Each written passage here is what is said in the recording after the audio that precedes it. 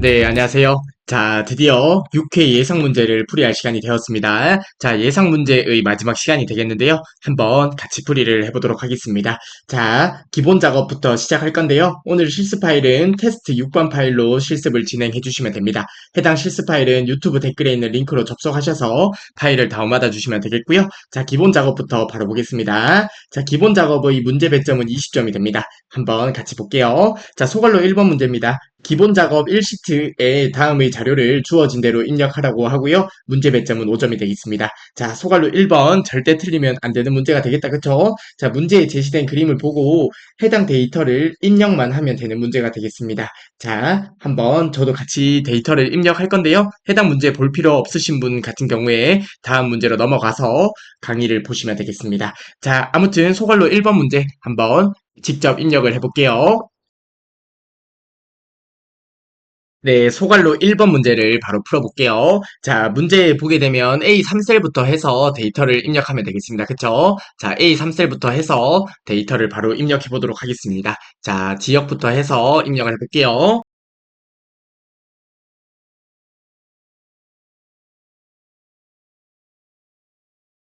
자, 지역을 입력을 했고요. 자, 지역에 있는 데이터가 A열보다 데이터 길이가 긴 것을 확인할 수 있는데요. 이럴 때 해당 부분에 마우스 커서를 두고 더블 클릭하면 되는 거 아시죠? 자, 그리고 B열부터 해서 이어서 입력을 해보도록 하겠습니다. 자, 야행이 있는데요. 야를 입력하면 자동 입력이 되면 엔터 버튼 눌러주시면 됩니다. 이렇게 자동 입력을 사용하게 되면 문제에 제시된 데이터를 조금 더 빨리 입력할 수 있겠다. 그쵸?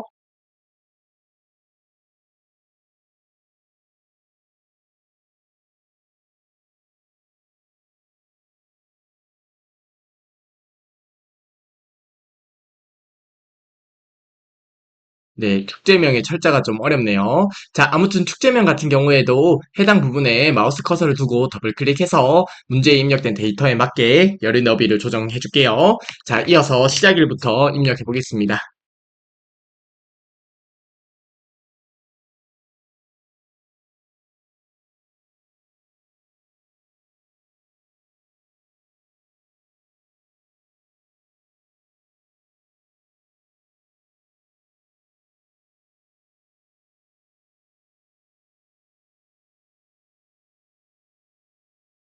네, 문제에 제시된 시작일과 종료일을 입력했는데요. 해당 부분도 열의 너비를 조금 조정해 줄게요.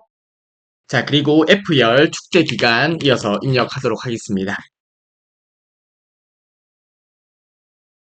네, 이렇게 문제에 제시된 내용에 맞게 데이터를 입력했고요. 자, 이렇게 입력하셨으면 소갈로 1번 풀이가 완성이 되겠습니다. 혹시 제가 입력할 때 오타가 있더라도 양해 부탁드리고요. 실제 시험장에서 절대 오타를 입력하시면 안 되겠다. 그쵸? 자, 아무튼 다음의 소갈로 2번 문제부터 보도록 하겠습니다. 네, 다음으로 소갈로 2번 문제 보도록 하겠습니다. 기본 작업 2시트에 대하여 다음의 지시사항을 처리하라고 하고요. 문제 배점은 각 2점씩 배점이 되겠습니다. 즉, 동그라미 1번부터 동그라미 5번까지 해서 총 10점의 배점이 된다고 생각을 하시면 되겠습니다. 자, 동그라미 1번 바로 볼게요. A1에서 I1 영역은 병합하고 가운데 맞춤, 그리고 밑줄을 이중 실선 회계용으로 설정을 하라고 하네요. 그리고 글꼴 크기와 글꼴 스타일 설정해 주시고요. 행 높이는 30으로 설정을 해주시면 되겠습니다. 즉 해당 부분이 일행이 될 텐데요. 일행에 대해서 일행의 행 머리글을 클릭을 하고요. 오른쪽 버튼 눌러서 행 높이를 설정해 주시면 되겠습니다. 자, 해당 문제 몇 번 풀어봤었다. 그쵸? 자, 다음으로 동그라미 2번입니다. A13에서 C13 영역에 대해서 병합하고 가운데 맞춤을 설정해 주시고요. A3에서 I3 영역은 가로 가운데 맞춤, 그리고 글꼴 스타일을 굵게로 설정한 다음에 글꼴 색과 표준색을 설정하면 되겠습니다. 자, 그리고 동그라미 3번입니다. D4에서 H13 영역에 대해서 사용자 지정 셀 서식을 이용하여 천 단위 구분 기호를 표시하고요. 그리고 천의 배수로 표시를 하라고 합니다. 그리고 나서 숫자 뒤에 1,000원이 추가되어 표시되도록 지정을 하라고 하는데요. 자, 아래쪽의 표시 예를 보게 되면 이러한 데이터가 주어졌을 때 천 단위 구분 기호와 함께 천의 배수로 표현을 하고요. 그리고 뒤에 1000원을 표시하라는 내용이 되겠습니다. 자, 천 단위 구분 기호를 저희가 표현하기 위해서 샵 콤마 샵샵 0을 적어주면 되겠다. 그쵸? 자, 해당 부분은 많이 풀어봐서 당연히 아실 거라 생각을 하고요. 그리고 천의 배수로 표현을 하기 위해서 마지막에 쉼표를 적어주면 되겠다. 그쵸? 자, 왜냐하면 쉼표 같은 경우 마지막에 적게 되면 세 자리 생략한 후에 반올림을 하라는 의미가 됩니다. 자, 해당 부분도 기억나셨으면 좋겠는데요. 아무튼 간에 콤마 같은 경우, 즉 쉼표 같은 경우에 천 단위 구분 기호를 표시할 때 사용이 되지만 마지막에 쉼표를 적게 되면 세 자리 생략하고 반올림하라는 의미가 되겠습니다. 그래서 문제에 이야기하는 천의 배수로 표현하라는 이야기가 세 자리 생략하고 반올림해서 표시하라는 의미로 생각을 하시면 되겠습니다. 자, 그러면 해당 서식 기호는 이렇게 샵 콤마 샵샵 0과 마지막에 쉼표를 통해서 적어주시면 되겠고요. 마지막에 1000원을 큰 따옴표 안에 적어주시면 되겠습니다. 자, 큰 따옴표 안 적고 그냥 1000원만 적으셔도 돼요. 앞서 강의에서 많이 말씀드렸던 내용이죠. 자, 아무튼 이렇게 사용자 서식 기호를 작성해 주시면 되겠고요. 다음으로 동그라미 4번입니다. A1셀의 제목 앞뒤에 특수문자를 삽입하라고 합니다. 그리고 A3에서 I13 영역은 모든 테두리를 적용해 주시고요. H13과 I13에 대해서 대각선 모양 테두리를 적용해 주시면 되겠습니다. 자, 소갈로 2번의 동그라미 1번부터 동그라미 5번까지 관련 문제를 간단하게 살펴보았는데요. 저희가 바로 엑셀을 통해서 풀이를 진행하도록 하겠습니다.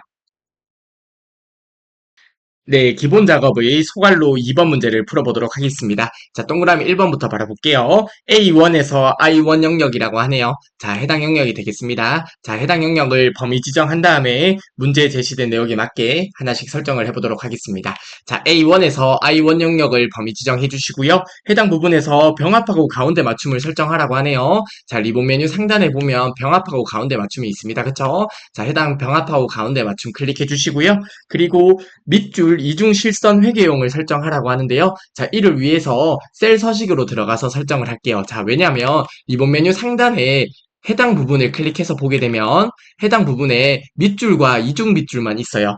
그런데 문제에서 보면 이중 실선 회계용을 설정하라고 하죠. 자, 이를 위해서는 셀 서식으로 들어가서 설정을 하시면 되겠습니다. 자, 오른쪽 버튼 누르고요. 셀 서식으로 들어가도록 하겠습니다.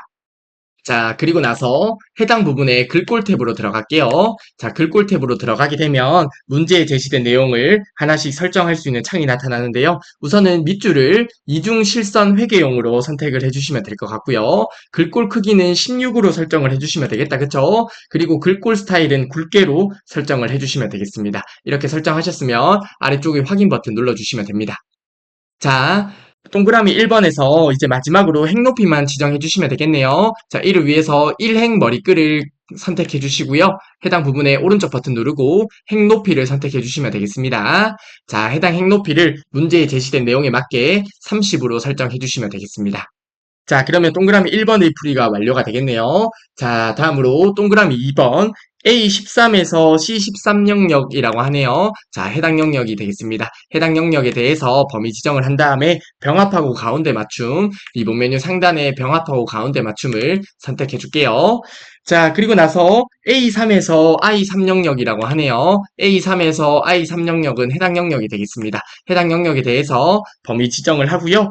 자, 문제에 보면 가로 가운데 맞춤을 하라고 하네요. 자, 해당 가운데 맞춤을 클릭해 주시면 되겠습니다. 자, 그러면 가로 가운데 맞춤을 설정을 했고요. 그리고 나서 글꼴 스타일 굵게로 설정을 해줄게요. 자, 해당 부분 클릭해 주시면 되겠다. 그쵸? 글꼴 스타일 굵게로 설정을 하고요. 다음으로 글꼴색 표준색 파랑. 자, 해당 부분에 글꼴색을 표준색 파랑으로 설정을 해주시면 되겠고요. 다음으로 채우기 색은 표준색 노랑으로 지정을 하라고 하네요. 자, 문제에 제시된 내용에 맞게 설정을 했습니다.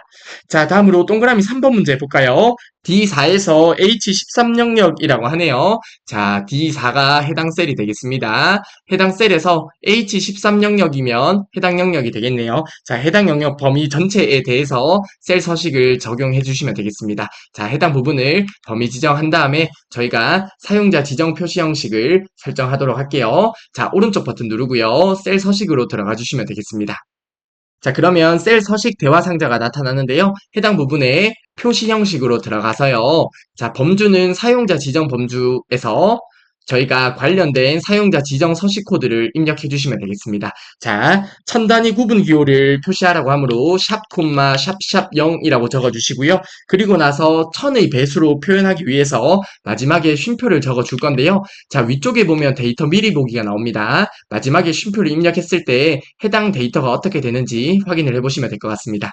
자, 끝에 쉼표를 입력해 볼게요. 자, 그러면 천의 배수로 표시가 되는 것을 확인할 수 있다. 그쵸? 자, 그리고 나서 마지막에 1,000원을 입력해 주시면 되겠습니다. 자, 1,000원이라고 이렇게 입력을 해주시면 됩니다. 큰 따옴표 없이 바로 입력하셔도 상관없습니다. 자, 이렇게 입력했으면 아래쪽에 확인 버튼 눌러주시면 되겠습니다. 그러면 문제에 제시된 내용에 맞게 데이터가 잘 입력된 것 같은데요. 이렇게 샵샵샵으로 나오는 부분은 데이터보다 열의 너비가 좁기 때문에 나타나는 현상이에요. 그래서 해당 부분에서 이렇게 열의 너비를 늘려서 표시를 하게 되면 정상적으로 잘 출력되는 것을 확인할 수 있습니다. 네, 다음으로 동그라미 4번 문제 볼까요? 동그라미 4번은 A1셀 제목 앞뒤에 특수문자를 삽입하라고 하네요. 자, 이를 위해서 해당 A1셀 클릭해 주시고요. F2키를 누르게 되면 셀 커서가 위치하게 됩니다. 즉, 편집할 수 있는 모드가 되는 거예요. F2키를 눌러볼게요.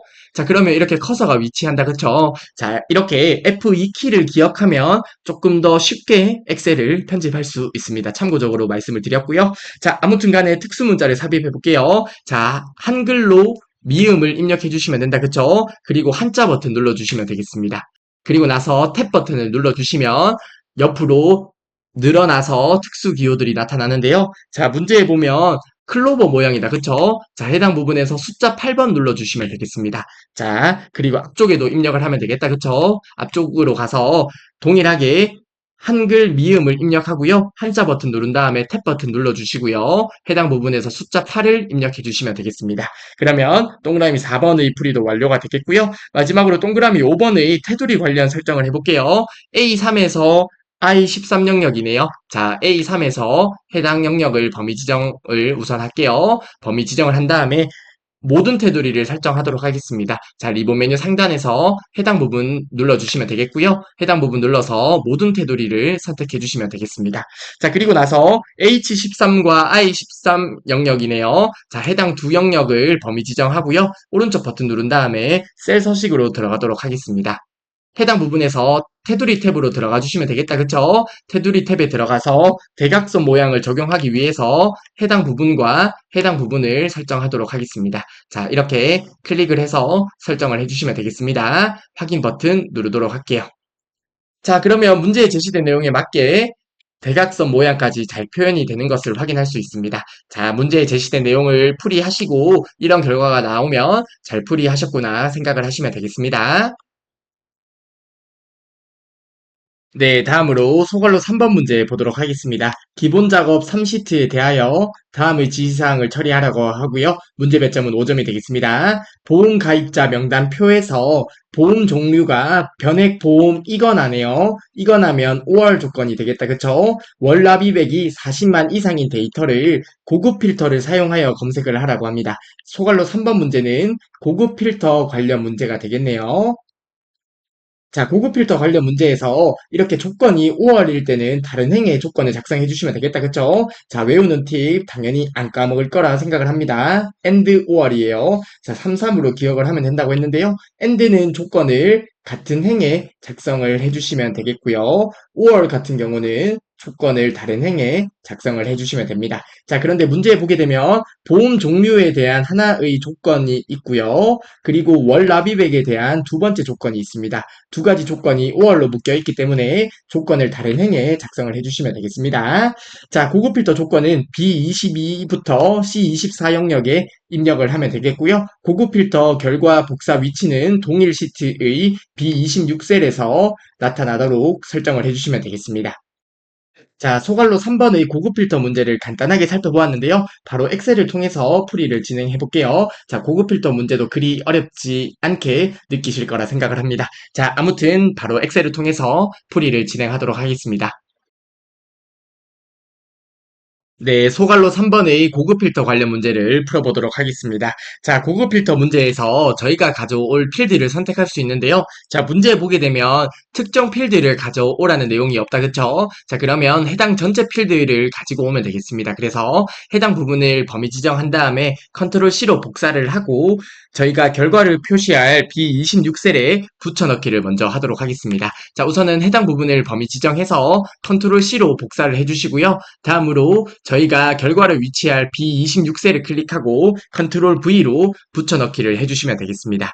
자, 그리고 나서 고급 필터의 조건을 작성해 주시면 되겠는데요. 조건은 B22셀부터 해서 해당 영역의 조건을 작성하라고 하네요. 자, 해당 부분 저희가 한번 같이 진행해 볼게요. 자, 그리고 고급 필터의 조건을 작성할 건데요. 자, 문제에 보게 되면 B22셀부터 해서 해당 부분부터 해당 영역의 조건을 작성하라는 내용이 되겠습니다.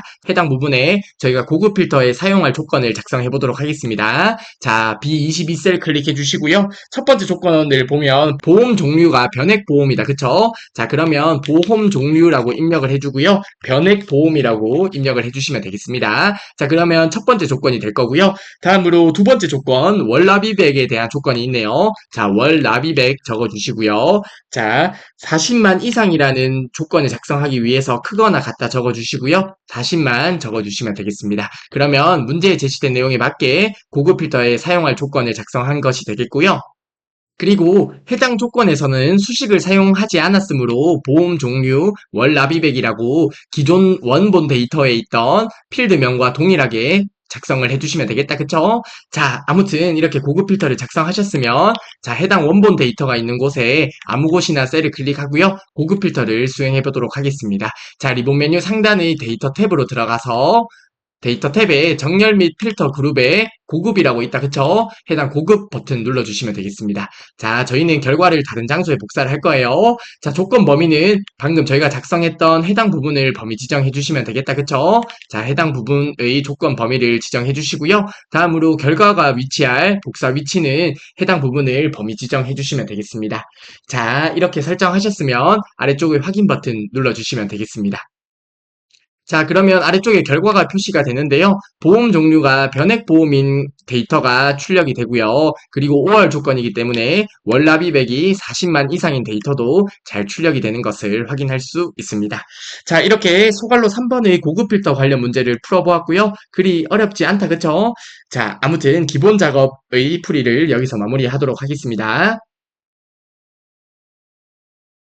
네, 다음으로 계산 작업 유형 보도록 하겠습니다. 자, 계산 작업의 문제 배점은 40점이 됩니다. 자, 계산 작업은 문제 배점이 크기 때문에 조금 더 학습에 유념해 주셨으면 좋겠고요. 그리고 사실 2급 실기 시험에서 계산 작업에서 최소 4문제에서 많게는 5문제까지 획득을 해주시면 사실 실질적으로 2급 실기 시험은 합격했다고 무방할 정도로 점수 배점이 큽니다. 자, 그렇기 때문에 계산 작업을 조금 더 열심히 봐주셨으면 좋겠습니다. 자, 소갈로 1번부터 바로 보도록 할게요. 표 1에서 수험 번호를 이용하여 장소 영역에 표시를 하라고 하고요. 문제 배점은 8점이 되겠습니다. 장소는 수험 번호를 3으로 나눈 나머지가 0이면 가반, 1이면 나반, 2이면 답안으로 표시를 하라고 하고요. 추즈 함수와 모드 함수를 사용하라고 합니다.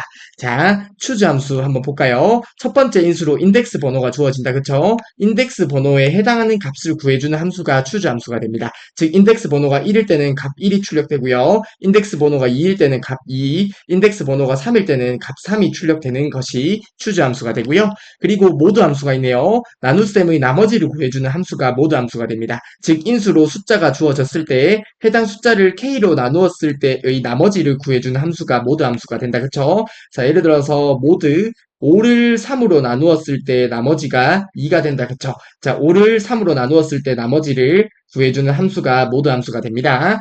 자, 그러면 해당 문제의 수식을 한번 생각해 볼까요? 자, 우선은 추즈 함수가 먼저 나올 것 같고요. 추즈 함수에서 첫 번째 인수로 사용할 인덱스 번호를 모드 함수를 통해서 구하면 될 것 같습니다. 자, 모드 함수 적어주시고요. 수험 번호가 있는 첫 번째 셀이 A3셀이 되겠네요. 자, A3셀을 3으로 나누었을 때의 나머지를 가지고 인덱스 번호로 사용을 하는 거예요. 자, 해당 부분 이해가 되시죠? 자, 그리고 나서 가반을 적어줄 거고요.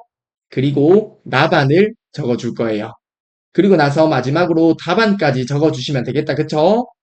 그리고 추주 함수에 대한 괄호를 닫아주겠습니다. 자, 그러면 A3셀, 즉 수원 번호를 3으로 나누었을 때의 나머지가 0이면 가반이 나와야 되는데 추주 함수에서는 인덱스 번호가 1일 때 가반이 나오고요. 인덱스 번호가 2이면 나반, 3일 때 다반이 나오잖아요. 즉 해당 부분에 플러스 1을 해야지 인덱스 번호가 맞다는 것을 알 수 있습니다. 자, 해당 부분을 생각하는 것이 이번 문제의 포인트가 되겠네요. 자, 아무튼 소갈로 1번 문제 해당 인덱스 번호만 잘 지정하면 그리 어려워 보이지 않습니다. 자, 저희가 엑셀을 통해서 바로 실습을 진행해 보도록 할게요. 네, 계산 작업의 소갈로 1번 문제 풀어보도록 할게요. 자, 문제 보게 되면 수원 번호를 이용하여 수원 번호가 해당 부분이 되겠습니다. 해당 수원 번호를 이용하여 장소 영역에 어떤 결과를 표시하라는 것 같습니다. 자, 저희가 답을 입력할 C3셀을 클릭하고 바로 수식을 입력해 볼게요. 자, C3셀 클릭해 주시고요. 저는 위쪽에 있는 수식 입력줄에서 수식을 작성하도록 하겠습니다. 자, 해당 부분에 자, 추즈 함수 먼저 적어주도록 할게요. 추즈 함수 적어주시고요. 인덱스 번호를 적어주시면 되는데요. 모드 함수를 통해서 인덱스 번호를 구할 거예요. 자, 모드 함수 적어주시고요. 수원 번호가 있는 A3셀 지정해 주시면 되겠다. 그쵸? 해당 부분을 3으로 나누었을 때의 나머지를 가지고 인덱스 번호로 활용할 거예요. 그런데 앞서 문제에서 봤듯이 나머지를 나누었을 때 0이면 인덱스 번호가 지정이 안 됩니다. 그쵸? 자, 추주 함수의 인덱스 번호는 1부터 시작을 해야 돼요. 그래서 플러스 1을 하고요. 해당 부분 뒤에 출력할 값을 이어서 작성을 해주시면 되겠습니다. 자, 이렇게 적어주시면 해당 수식이 완료가 되겠네요. 자, 그러면 A3셀, 즉 수원 번호를 3으로 나누었을 때의 나머지가 0일 때 나머지가 0이면 인덱스 번호는 1이 된다. 그쵸? 나머지가 0일 때 가반이 출력이 되는 거예요. 자, 문제에 제시된 조건에 부합한다. 그쵸? 이렇게 입력하셨으면 엔터 버튼 눌러주시면 되겠습니다. 자, 아래쪽으로 채우기 드래그를 해보도록 할게요. 자, 문제에 제시된 내용에 맞게 결과가 잘 출력되는 것을 확인할 수 있습니다.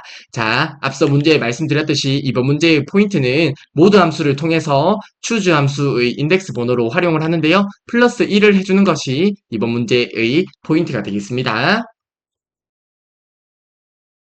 네, 다음으로 소갈로 2번 문제 보도록 하겠습니다. 표 1에서 점수가 가장 낮은 수험자의 수험 번호를 찾아 D12셀에 표시를 하라고 하고요. 문제 배점은 8점이 되겠습니다. 자, D12셀에 수험 번호를 출력하면 되는데요. 이때 점수가 가장 낮은 수험자의 수험 번호를 가지고 오라고 하네요.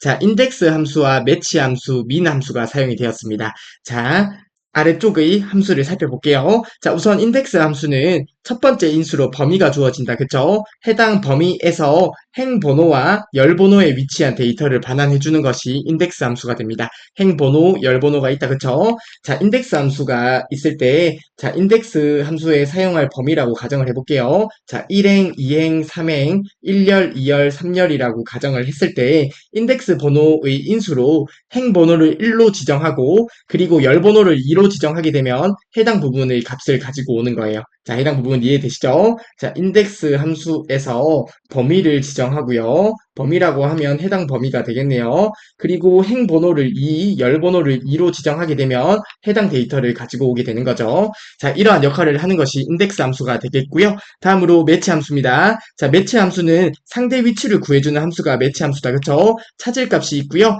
해당 범위가 주어집니다. 그러면 해당 범위에서 찾을 값이 존재하는 상대 위치를 구해주는 것이 매치 함수가 돼요. 자, 예를 들어서 4, 3, 7, 2, 5가 있다고 했을 때 저희가 찾을 값이 7이라고 가정을 해볼게요. 자, 그러면 해당 범위에서 7이 존재하는 상대 위치가 첫 번째, 두 번째, 세 번째다. 그쵸? 자, 이렇게 찾을 값이 존재하는 상대 위치를 구해주는 함수가 매치 함수가 되고요. 그리고 민 함수 같은 경우는 인수의 최소값을 구해주는 함수가 민 함수입니다. 최대값을 구해주는 함수는 맥스 함수가 된다. 그쵸? 자, 아무튼 소갈로 2번에서 나온 관련 함수를 살펴보았는데요. 소갈로 2번 문제가 조금 난이도가 어렵게 출제되는 유형이 될 수 있습니다.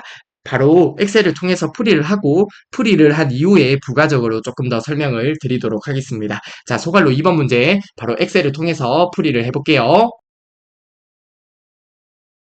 네, 다음으로 소괄로 2번 문제를 풀어보려고 하는데요. 자, 우선은 수식을 먼저 작성하고 수식을 작성한 이후에 관련 수식에 대한 내용을 부가적으로 좀 드리도록 하겠습니다. 자, 우선 문제 보게 되면 D12셀에 점수가 가장 낮은 수험자의 수험 번호를 구하라고 합니다. 자, D12셀 클릭해 주시고요. 저는 위쪽에 있는 수식 입력줄에서 수식을 바로 작성해 볼게요. 자, 우선은 인덱스 함수를 먼저 적어 줄 거예요. 자, 이렇게 여러 함수들이 있을 때 인덱스 함수가 가장 바깥쪽에 즉 가장 먼저 사용될 확률이 95% 이상이라 생각을 해주시면 됩니다. 자, 아무튼 간에 인덱스 함수를 먼저 적어주도록 할게요.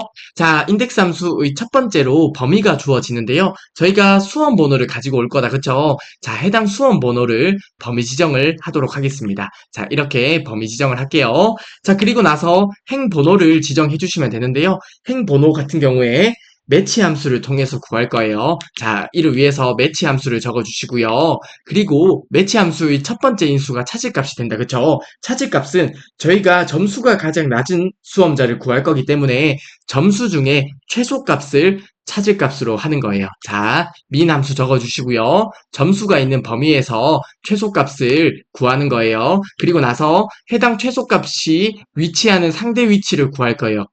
그 상대 위치를 구하게 되면 해당 부분이 행 번호가 되는 거예요. 자, 아무튼 이어서 수식을 작성해 볼게요. 자, 매치 함수의 범위를 이렇게 적어 주시고요. 그리고 최소값 같은 경우는 해당 범위에서 정확하게 일치하는 값이 될 거기 때문에 0을 지정해 주고 매치 함수에 대한 괄호를 닫아 주시면 됩니다. 그리고 나서 인덱스 함수의 범위를 지정했고요. 행 번호를 구했어요. 그리고 열 번호를 적어주면 되는데요. 해당 인덱스 함수의 범위를 생각해 보게 되면 열이 하나예요. 그래서 생략을 해도 되고요. 아니면 1열이라고 1을 지정해 주셔도 됩니다. 그리고 인덱스 함수에 대한 괄호를 닫고 엔터 버튼 한번 입력해 보겠습니다. 자, 그러면 점수가 가장 낮은 수험자의 수험 번호가 84529라고 주어졌는데요. 해당 수험 번호가 되겠습니다. 점수가 59점으로 해서 해당 점수가 있는 범위에 가장 낮은 수험자의 수험 번호를 잘 가지고 온 것을 확인할 수 있습니다. 그쵸? 자, 그러면 답은 잘 구해졌고요. 자, 해당 수식을 보면서 어떻게 해당 수식을 구하게 됐는지 한 번만 더 설명을 드리도록 할게요. 네, 해당 수식을 보면서 한 번만 더 말씀을 드릴게요. 자, 문제에 보면 인덱스, 매치, 민 함수를 사용하라고 한다. 그쵸? 자, 이렇게 여러 함수들이 있을 때 인덱스 함수가 있으면 가장 먼저 사용할 확률이 90% 이상이 됩니다. 아무튼 인덱스 함수를 먼저 작성을 해주시면 되겠습니다. 이러한 형태로 문제가 나오는 경우는 문제 난이도가 조금 어렵게 출제되는 경우라 생각을 하시면 되겠습니다. 자, 인덱스 함수를 적어주고요. 인덱스 함수의 첫 번째 인수로 범위가 나온다. 그쵸? 해당 수험 번호가 있는 해당 부분을 범위 지정한 거예요. A3에서 A11까지 해서 범위 지정을 했고요. 그리고 나서 행 번호를 적어주면 되고요. 그리고 열 번호를 적어주게 되면 인덱스 함수가 완성이 되는 거예요. 자, 해당 부분까지 이해가 되시죠? 자, 그리고 열 번호를 먼저 생각해 보게 되면 해당 부분은 행은 여러 개인데 열은 하나의 열이에요. 그래서 열 번호를 1로 지정을 했고요. 자, 그러면 이번 문제의 포인트는 해당 행 번호를 지정하는 것이 포인트가 되고요. 해당 행 번호를 지정하기 위해서 매치 함수를 사용한 거예요. 자, 해당 부분까지 이해가 되시죠? 자, 그러면 저희가 구하고자 하는 것은 점수가 가장 낮은 수험자의 수험 번호예요. 그쵸?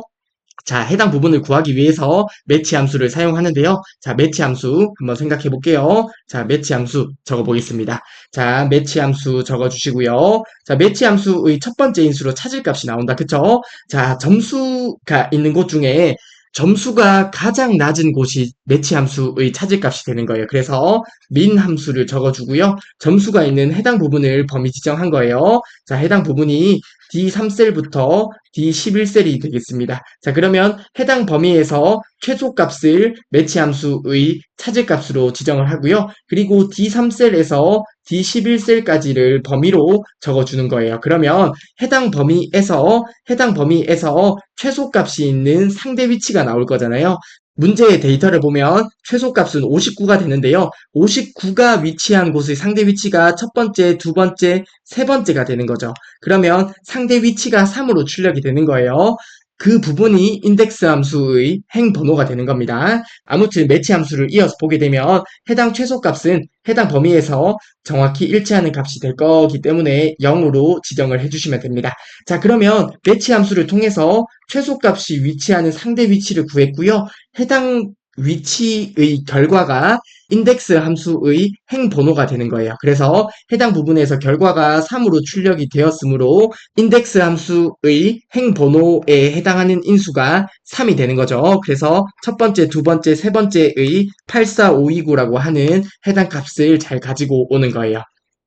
자, 해당 부분이 이해가 되시면요. 2급 실기 시험에서 어렵게 나오는 문제 유형을 이해한 거라 생각을 하시면 되겠습니다. 자, 아무튼 인덱스 함수와 어떤 함수를 활용할 때요. 인덱스 함수가 먼저 사용될 확률이 90에서 95% 이상이라 생각을 하면 됩니다. 자, 그래서 이러한 유형 인덱스 함수에서 범위가 주어지고요. 그리고 행 번호와 열 번호를 구하게 되는데요. 이때 행 번호와 열 번호를 구할 때 어떤 다른 함수를 사용하는 유형이 다소 어렵게 출제되는 유형이라 생각을 하시면 되겠습니다. 자, 아무튼 소갈로 2번 문제 이해했을 거라 생각을 하고요. 해당 문제의 풀이는 여기서 마무리하도록 할게요. 네, 다음으로 소갈로 3번 문제입니다. 표 2에서 고객 번호의 세 번째 문자와 등급표를 이용하여 등급을 표시하라고 하고요. 문제 배점은 8점이 되겠습니다. VLOOKUP과 미드 함수를 사용하라고 하네요. 자, 미드 함수를 통해서 세 번째 문자를 추출할 것 같습니다. 그쵸? 자, 아래쪽의 함수를 보게 되면 VLOOKUP 함수 보면 아주 익숙한 함수다. 그쵸? VLOOKUP 함수 보면 세로 첨조 함수 떠올려 주시면 되겠습니다. 자, 첫 번째 인수로 찾을 값이 나오고요. 참조 범위가 나옵니다. 해당 참조 범위에서 첫 번째 열에서 찾을 값을 찾는 거죠. 표의 첫 열에서 찾으려는 값을 검색해 지정한 열은 열 번호가 되겠습니다. 지정한 열에서 값을 반환하는 함수가 VLOOKUP 함수가 되고요. 미드 함수 같은 경우는 문자열이 인수로 주어지고요. 시작 위치가 주어집니다. 그러면 문자열의 시작 위치부터 지정한 수는 k가 되겠습니다. 지정한 수만큼 추출하는 함수가 미드 함수가 되는 거예요. 자, 해당 부분 이해되시죠? 자, 해당 문제는 데이터를 보아야 수식을 작성할 수 있겠지만 VLOOKUP 함수에서 찾을 값을 미드 함수를 통해서 계산하면 되는 문제인 것 같습니다. 자, 아무튼 소갈로 3번 문제 저희가 엑셀 시트에서 바로 문제풀이를 진행해 보도록 하겠습니다.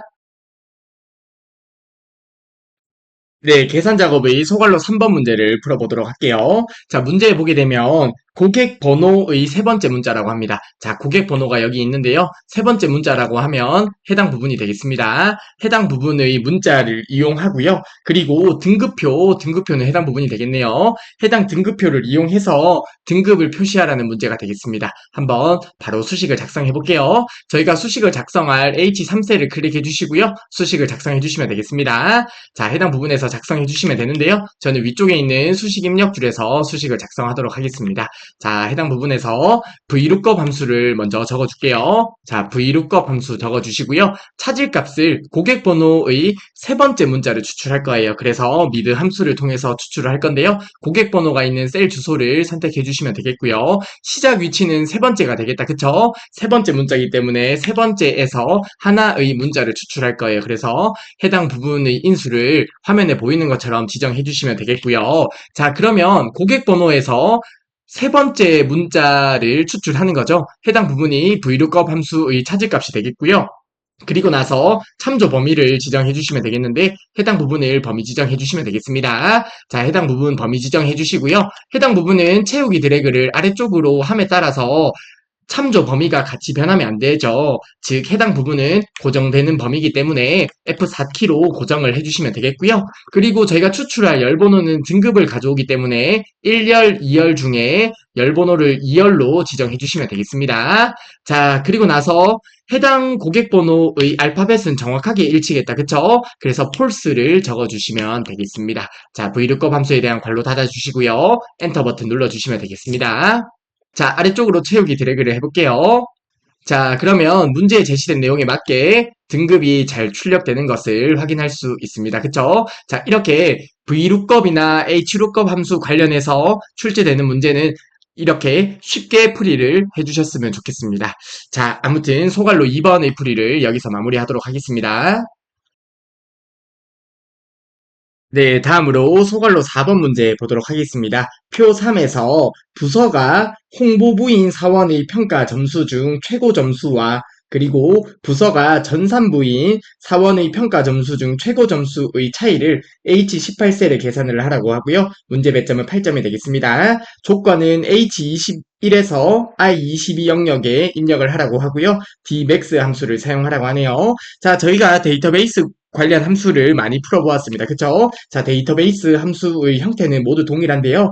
D로 시작하는 함수명으로 시작한다. 그쵸? 자, 그리고 나서 첫 번째 인수가 주어지는데 데이터베이스 범위 전체를 지정해 주시면 되겠습니다. 필드명을 포함하는 전체 범위를 지정해 주시면 되겠고요. 그리고 계산하고자 하는 열번호를 지정해 주시면 되는데요. 열번호를 지정해 주셔도 되고 아니면 필드명의 주소를 입력해 주셔도 된다. 그쵸? 자, 그리고 나서 조건을 입력해 주시면 됩니다. 조건을 입력할 때는 필드명과 함께 조건을 구성해야 된다는 점 유념해서 조건을 작성해 주시면 되겠습니다.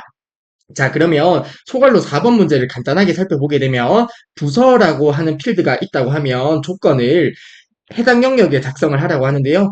부서라는 필드에 대해서 홍보부라고 조건을 작성해 주시면 될 것 같고요. 그리고 부서라는 필드에 대해서 전산부도 계산할 거기 때문에 전산부라고 작성을 해주시면 되겠습니다. 자, 그러면 dmax 함수를 통해서 특정 범위를 지정해 주시고요. 그리고 특정 열번호를 지정해 주신 다음에 해당 부분을 조건으로 지정한 것을 통해서 홍보부의 평가 점수 중 최고 점수를 구할 수 있을 것 같고요. 자, 그리고 나서 dmax 함수를 통해서 동일하게 범위와 열 번호를 지정한 다음에 전산부에 대한 조건, 해당 부분을 조건으로 지정해서 전산부인 사원의 평가 점수 중 최고 점수를 구할 수 있을 것 같고요. 해당 부분의 차이를 계산을 해주시면 될 것 같습니다. 자, 소갈로 4번 문제도 그리 어려워 보이지 않는데요. 저희가 바로 엑셀을 통해서 풀이를 진행해 보도록 할게요. 네, 다음으로 계산 작업의 소갈로 4번 문제를 풀어보도록 할게요. 자, 문제 보게 되면 부서가 홍보부인 사원의 평가 점수에 대한 계산을 하기 위해서 해당 조건을 해당 부분에 입력을 하려고 합니다. 자, 문제 보게 되면 조건을 H21에서 I22 영역에 입력을 하라고 한다. 그쵸? 자, 그래서 해당 부분에 부서라고 적어주고요. 첫 번째로 홍보부를 적어주도록 할게요. 그리고 두 번째에 보면 부서에 대한 조건으로 전산부도 있다. 그쵸? 자, 그래서 전산부라고 적어준 다음에 해당 수식을 바로 입력해 보겠습니다. 자, 그리고 저희가 계산을 할 해당 부분을 클릭을 하고요. 바로 수식을 작성하도록 하겠습니다. 저는 위쪽에 있는 수식 입력줄에서 바로 작성을 하도록 하겠습니다. 자, 해당 부분에 dmax 함수를 먼저 적어주시고요. 첫 번째로 범위를 지정해 주시면 되는데 해당 필드명을 포함한 전체 범위를 지정해 주시면 된다. 그쵸? 해당 부분을 범위 지정해 주시면 되겠고요. 다음으로 열 번호를 지정해 주시면 되는데요. 저희는 평가 점수의 최고 점수를 구할 거예요. 그래서 해당 평가 점수가 있는 열 번호 1열, 2열, 3열, 4열이기 때문에 열 번호를 4로 지정해 주셔도 되고요. 아니면 해당 부분의 셀 주소를 입력해 주셔도 됩니다. 자, 그리고 나서 조건은 부서가 홍보부다. 그쵸? 자, 그래서 조건을 해당 부분을 조건으로 지정해 주시면 되겠습니다. 자, 해당 부분을 조건으로 지정하게 되면 부서가 홍보부인 사원의 평가 점수 중 최고 점수를 구하게 될 거고요. 해당 점수에서 빼기 Rmax 함수 적어주시고요. 이번에는 동일한 내용인데 부서가 전산부인 사원의 평가 점수 중 최고 점수를 구하면 되겠습니다. 자, 동일하게 작성해 주시면 되겠습니다. 자, 동일하게 범위는 해당 부분을 범위로 지정해 주시면 되겠다. 그쵸? 자, 해당 부분을 범위로 지정을 할게요. 자, 이렇게 범위 지정해 주시고요. 그리고 나서 열 번호를 적어 주시면 되는데요. 동일하게 D15셀을 클릭을 해서 셀 주소를 입력할게요. 자, 조건은 부서가 전산부기 때문에 해당 부분을 조건으로 지정해 주시면 되겠습니다. 해당 부분 범위 지정해 주시고요. Dmax에 대한 괄호 닫아 주시고 엔터 버튼 입력해 주시면 되겠습니다. 자, 그러면 평가 점수의 차이가 7점인 것처럼 보이네요. 자, 이렇게 결과가 나왔으면 수식을 잘 작성하셨다고 생각을 하시면 되겠습니다. 자, 데이터베이스 함수 그리 어렵지 않을 거라 생각을 하고요. 특히 2급 시험에서는 데이터베이스 함수 시험 문제에 자주 출제가 됩니다. 그렇기 때문에 데이터베이스 함수도 꼭 학습을 잘 하셨으면 좋겠습니다. 아무튼 소갈로 4번 풀이는 여기서 마무리하도록 할게요. 네, 다음으로 소갈로 5번 문제 보도록 하겠습니다. 표 3에서 평가 점수가 가장 높으면 우수, 가장 낮으면 미흡, 나머지는 공백을 비고에 표시를 하라고 하고요. 문제 배점은 8점이 되겠습니다. if와 랭크점 EQ 함수를 사용하라고 하네요. 자, if 함수는 많이 사용해 보셨다. 그쵸? 조건에 대한 참과 거짓의 결과값을 구해주는 것이 if 함수가 되고요. 랭크점 EQ 함수 같은 경우는 말 그대로 어떤 범위에서 수의 순위를 구해주는 함수가 랭크점 EQ 함수가 됩니다. 즉, 해당 범위에서 인수로 주어진 숫자의 순위를 구해주는 함수가 랭크점 EQ 함수가 되는데요. 세 번째로 주어진 인수 K가 있습니다. 그쵸? 자, 해당 부분 외울 필요 전혀 없습니다. 0을 인수로 주게 되면요. 내림차순에서 해당 숫자의 순위를 구해주게 되고요.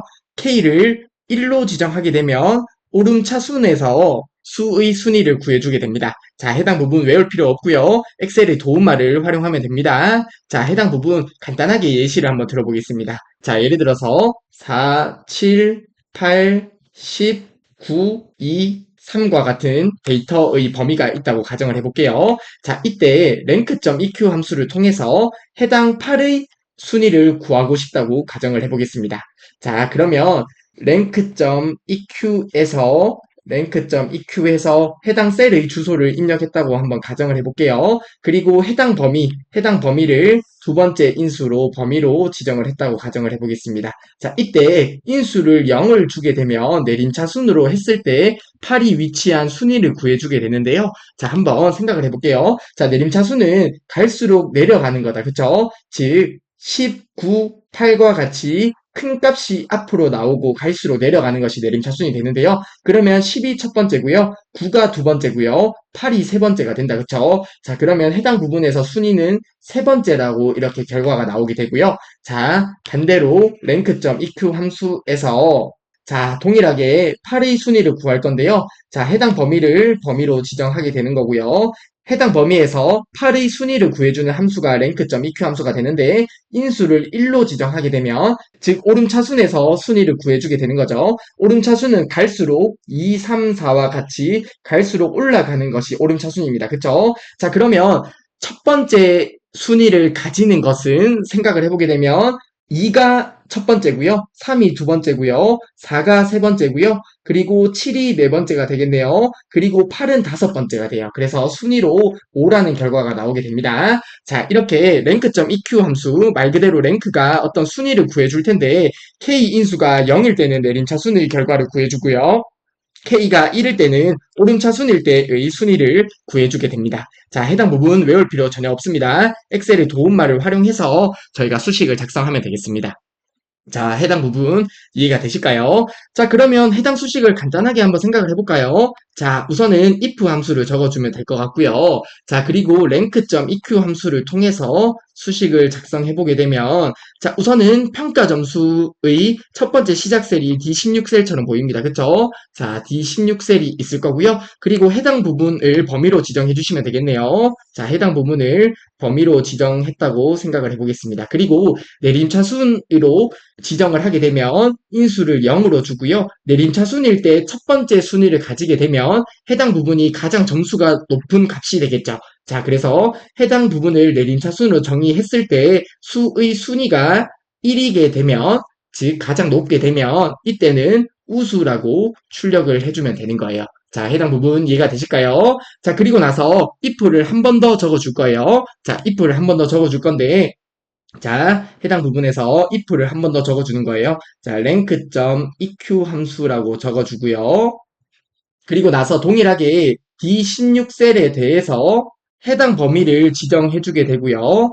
해당 범위를 지정해주게 되고요. 이번에는 오름차순으로 순위를 구하는 거예요. 그러면 오름차순으로 순위를 구하기 위해서는 인수로 1을 주면 되겠다. 그쵸? 자, 오름차순일 때 순위가 1이 나오게 되면 가장 작은 값이 되는 거죠. 왜냐하면 오름차순일 때는 가장 작은 값이 먼저 나오기 때문이에요.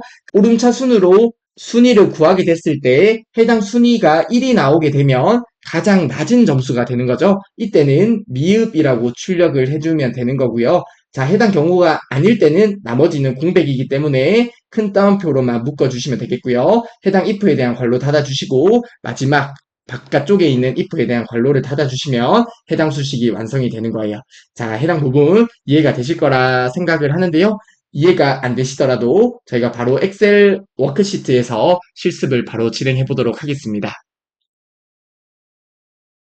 네, 계산 작업의 소괄로 5번 문제를 풀어보도록 하겠습니다. 자, 표 3에서 평가 점수가 있습니다. 그쵸? 자, 해당 평가 점수가 있는데요. 평가 점수가 가장 높으면 우수라고, 그리고 가장 낮으면 미흡, 나머지는 공백이라고 해당 비고가 있는 곳에 입력을 해주시면 되겠습니다. 자, 이를 위해서 저희가 수식을 입력할 이 16셀을 클릭을 하고요. 바로 수식을 한번 작성해 볼게요. 자, 이 16셀 클릭해 주시고요. 저는 위쪽에 있는 수식 입력줄에서 수식을 작성하도록 하겠습니다. 자, 우선은 if 함수를 먼저 적어주면 되겠다. 그쵸? 자, if 함수 적어주시고요. 자, 조건을 사용할 때 저희가 rank.eq 함수를 통해서 조건을 작성할 거예요. 자, rank.eq 함수 적어주시고요. 첫 번째 인수로 숫자를 지정해 주시면 되는데 해당 평가 점수를 지정해 주시고요. 다음으로 범위를 지정해 주시면 되겠다. 그쵸? 자, 범위는 해당 범위에서 72라고 하는 숫자가 순위가 어떻게 되는지를 찾는 거예요. 그쵸? 그래서 해당 부분의 범위를 지정해 주시면 되겠고요. 자, 해당 부분은 채우기 드래그를 아래쪽으로 함에 따라서 범위가 고정이 되어야 된다. 그쵸? 그래서 F4키로 고정을 해주시면 되겠습니다. 자, 그리고 나서 내림차순으로 정렬을 했을 때 해당 순위가 첫 번째라면 가장 높은 점수가 되는 거예요. 그쵸? 자, 그래서 인수로 0을 주어서 순위를 구할 거예요. 자, 앞서 말씀드렸듯이 외울 필요 없다고 말씀드렸죠. 자, 이렇게 함수 도움말을 활용해서 rank.eq 함수를 사용하면 됩니다. 자, 인수로 0을 주고요. rank.eq 함수에 대한 괄호를 닫아주시면 되겠습니다. 자, 그러면 해당 순위가 1일 때, 즉 평가 점수가 가장 높을 때라는 의미가 되겠다. 그쵸? 자, 해당 경우일 때는 우수라고 출력을 해주시면 될 것 같고요. 그리고 조건을 한 번 더 비교해야 돼요. 오름차순일 때 순위가 첫 번째인지에 대한 조건을 확인해야 되기 때문에 자, if 함수를 한 번 더 적어주는 거예요. 자, if 적어주시고요. 자, 다시 한번 rank.eq 함수 적어주시고요. 자, D16셀 의 순위를 구할 거예요. 어디에서? 해당 범위에서 구하면 되는 거죠. 해당 범위를 범위 지정해 주시면 되겠습니다. 자, 해당 범위는 채우기 드래그를 아래쪽으로 함에 따라서 고정되어야 되기 때문에 F4키로 고정을 해주시고요. 이번에는 오름차순일 때의 순위를 구하는 거죠. 즉, 오름차순이기 때문에 인수는 1로 지정을 하면 되고요. 오름차순으로 지정했을 때 수의 순위가 첫 번째라는 의미가 가장 작은 숫자라는 의미가 됩니다. 그쵸? 자, 해당 부분에서 1일 때 가장 작은 점수일 때 이번에는 미흡이라고 출력을 하면 됩니다. 그쵸? 자, 해당 조건을 모두 만족하지 않을 때는 공백으로 입력을 해주시면 되겠습니다. 자, 이렇게 작성하셨으면 해당 if에 대한 괄호 닫아주시고요. 그리고 첫 번째로 작성했던 해당 if에 대한 괄호도 닫아주시면 되겠습니다. 자, 이렇게 수식을 입력하셨으면 엔터 버튼 입력해 주시면 되겠습니다. 자, 그리고 아래쪽으로 채우기 드래그를 해볼게요. 자, 그러면 문제에 제시된 내용에 맞게 결과가 나타나는 것 같은데요. 72점이 가장 낮다, 그쵸? 그래서 미흡이라고 출력이 되고요. 99점이 가장 높기 때문에 우수라고 출력이 되고 나머지 경우는 공백으로 답이 잘 출력되는 것을 확인할 수 있습니다. 자, 소괄로 5번 문제 한 번만 이해를 하면 그리 어렵지 않은 문제라 생각을 하는데요. rank.eq 함수에서 내림차 순으로 순위를 구할 때 결과가 1이 나오게 되면 가장 높은 점수가 되었고요. 그리고 오름차 순일 때 수의 순위를 구했을 때 1이 나오게 되면 가장 낮은 점수가 되었습니다. 그쵸? 자, 해당 부분만 이해를 하면 해당 수식은 충분히 이해를 할 수 있을 것이라 생각을 합니다. 자, 아무튼 소괄로 5번 풀이는 여기서 마무리할게요.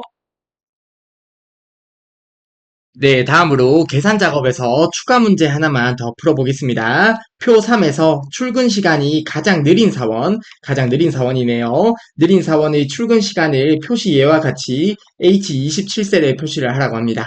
자, 아래쪽의 표시 예를 보게 되면 출근 시간이 가장 느린 시간이 해당 시간이라고 가정을 했을 때 해당 시간에서 결과가 이렇게 출력되도록 표시를 하라는 내용이 되겠습니다. 라지 함수와 hour, minute, 세컨드 함수와 앰퍼샌드 연산자를 사용하라고 하네요.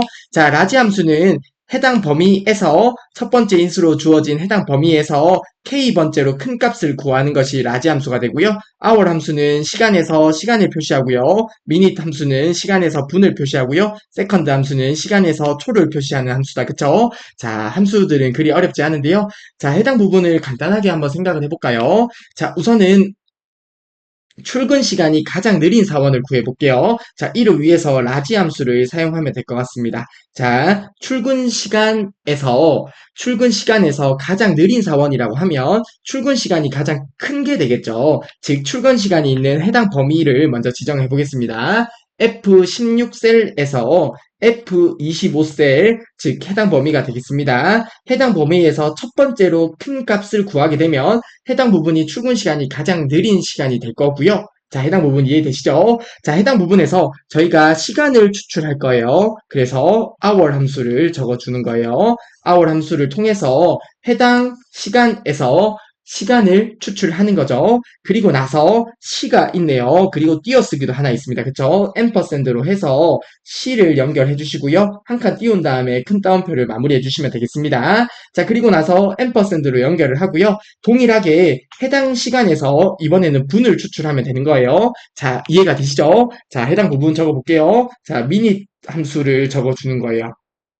자, 동일하게 출근 시간이 가장 느린 라지 함수를 통해서 구한 시간에서 미닛 함수를 통해서 분을 추출하는 거죠. 자, 그리고 나서 앰퍼샌드로 연결을 해주는 거예요. 분을 연결하고요. 동일하게 한 칸 띄우고 큰 따옴표로 마무리를 해주시면 되겠습니다. 자, 동일하게 뒤에는 초를 세컨드 함수를 통해서 구해주시면 되겠네요. 그쵸? 자, 추가 문제도 그리 어려워 보이지 않는데요. 저희가 해당 수식을 엑셀을 통해서 바로 풀이를 진행해 보도록 할게요. 네, 계산 작업의 추가 문제를 풀어보도록 하겠습니다. 자, 문제 보게 되면 H27셀에, 즉 해당 부분에 가장 느린 출근 시간을 표시예와 같이 표시를 하면 되겠습니다. 자, 해당 부분에서 저희가 바로 수식을 작성해 보겠습니다. 자, 해당 셀을 클릭하시고요. 해당 셀에서 바로 수식을 입력하시면 되겠는데요. 저는 위쪽에 있는 수식 입력줄에서 수식을 작성하도록 하겠습니다. 자, 해당 부분에서 수식을 작성할 건데요. 자, 저희가 출근 시간 중에 가장 느린 시간을 라지 함수를 통해서 구할 거고요. 해당 시간에서 시간을 추출하기 위해서 hour 함수를 사용할 거예요. 그쵸? 자, 그래서 hour 함수부터 바로 적어 볼게요. 자, 해당 부분에 시간을 적어 줄 건데요. 라지 함수를 통해서 출근 시간이 있는 범위, 즉 해당 범위가 되겠습니다. 해당 범위를 지정해 주시고요. 해당 범위에서 가장 느린 시간, 즉 가장 큰 시간이 되겠습니다. 라지 함수의 인수로 1을 지정해서 가장 느린 시간을 구할 거고요. 해당 시간에서 hour 함수를 통해서 시간을 추출하는 거예요. 자, 다시 한번 말씀드리면 해당 범위, 즉 해당 출근 시간이 있는 범위에서 인수로 1을 주어서 가장 큰 값, 즉 가장 느린 시간을 추출할 거고요. 해당 시간에서 시간을 추출하기 위해서 hour 함수를 적어주는 거예요. 자, 그리고 나서 앰퍼샌드로 표시 예와 같이 C를 적어주시면 되겠고요. 한 칸 띄워주면 되겠다. 그쵸? 그리고 나서 앰퍼샌드로 연결해 주시고요. 동일하게 미니트 함수를 적어주신 다음에 동일하게 라지 함수를 적어주시고요. 해당 범위를 범위 지정하신 다음에 라지 함수에 대한 인수로 1을 주고요. 라지 함수에 대한 괄호 닫아주시고 미닛 함수에 대한 괄호 닫아주신 다음에 앰퍼샌드로 분을 적어주시고요. 한 칸 띄우고 큰 따옴표를 마무리해 주시면 되겠습니다. 자, 동일하게 세컨드 함수 적어주시고요. 라지 함수 한 번 더 적어줄게요. 자, 해당 범위 동일하게 범위 지정해 주시고요. 가장 큰 값이므로 인수로 1을 지정하고 라지 함수에 대한 괄호 닫아주시고 세컨드 함수에 대한 괄호 닫아주신 다음에 마지막으로 초까지 연결을 해주시면 되겠습니다. 자, 이렇게 수식을 작성하고 엔터 버튼 눌러볼게요. 자, 그러면 문제에 제시된 내용에 맞게 9시 4분 45초와 같은 형태로 잘 표시가 되는 것을 확인할 수 있고요. 해당 출근 시간이 있는 범위를 확인해보면 9시 4분 45초가 가장 느린 출근 시간인 것을 확인할 수 있습니다. 즉, 저희가 올바른 수식을 잘 작성했다고 생각을 해볼 수 있겠네요. 자, 아무튼 계산 작업의 추가 문제까지 모두 풀이를 했고요. 자, 다음으로 해서 분석 작업 유형을 바로 보도록 하겠습니다. 네, 다음으로 분석 작업 보도록 하겠습니다. 분석 작업의 문제 배점은 20점이 됩니다. 자, 소걸로 1번부터 바로 보도록 할게요. 분석 작업 1시트에 대하여 다음의 지시사항을 처리하라고 하고요. 문제 배점은 10점이 되겠습니다. 부분합 기능을 이용하여, 자, 소걸로 1번의 문제 유형은 부분합 문제가 되겠네요. 자, 저희가 부분합 관련 문제는 많이 풀어보았습니다. 그쵸? 한번 같이 보도록 할게요. 부서별 급여 명세표의 그림과 같이 부서별 급여의 평균을 계산한 후에 근속연수의 최대값을 계산하라고 합니다. 부서를 기준으로 내린 차순 정렬한 후에 성별의 셀색이 RGB 200, 250인 값이 위에 표시되도록 정렬을 하라고 하네요. 자, 우선은 부분합을 수행하기 전에 사전에 선행되어야 되는 작업이 정렬이었습니다. 그쵸? 자, 정렬을 먼저 수행한 다음에 부분합을 수행하면 되는데요. 자, 문제 보게 되면 부서를 기준으로 내림 차순 정렬하고요. 그리고 셀 색을 기준으로 정렬을 하라고 합니다. 저희가 셀 값을 기준으로 정렬을 할 수도 있지만 셀 색을 기준으로도 정렬을 할 수 있다. 그쵸? 자, 이때 RGB 색을 기준으로 정렬을 하라고 하는데요. 자, 해당 부분 그리 어렵지 않습니다. 그냥 셀 색을 선택하고요. 해당 셀 색을 선택한 다음에 위에 표시되도록만 설정해 주시면 돼요. 자, 조금 이따 엑셀을 통해서 바로 같이 풀이를 해보겠습니다. 자, 그리고 평균과 최대값은 위에 명시된 순서대로 처리를 하라고 하네요. 즉, 평균을 먼저 계산하고요. 그 다음에 최대값을 다음으로 계산을 해주시면 되겠습니다. 자, 소갈로 1번 문제, 부분합 관련 문제, 그리 어려워 보이지 않는데요. 저희가 바로 엑셀을 통해서 풀이를 진행하도록 하겠습니다. 네, 분석 작업의 소갈로 1번 부분합 관련 문제를 풀어보겠습니다. 자, 우선은 해당 워크시트에 원본 데이터가 있네요. 해당 데이터에서 저희가 부분합을 계산해 주시면 되겠습니다. 자, 해당 워크시트에 있는 셀 중에 아무 곳이나 셀을 클릭하고요. 리본 메뉴 상단의 데이터 탭으로 들어가 주시면 되겠습니다. 자, 데이터 탭에서 저희가 부분합을 수행할 거예요. 자, 해당 부분에 개요 그룹에 보면 부분합이라고 있다. 그쵸? 자, 해당 부분합을 설정할 건데요. 부분합을 수행하기 전에 선행되어야 되는 작업이 있다. 그쵸? 있습니다. 저희가 정렬을 먼저 수행할 거예요. 자, 정렬 및 필터 그룹에 정렬을 먼저 선택한 다음에 문제에 제시된 내용에 맞게 정렬을 먼저 수행할게요. 자, 정렬을 클릭해 주시고요. 자, 문제에 제시된 내용을 보면 부서를 기준으로 해서 정렬 기준을 부서를 선택해 주시면 될 것 같고요. 부서를 기준으로 내린 차순 정렬해 주시면 되겠습니다.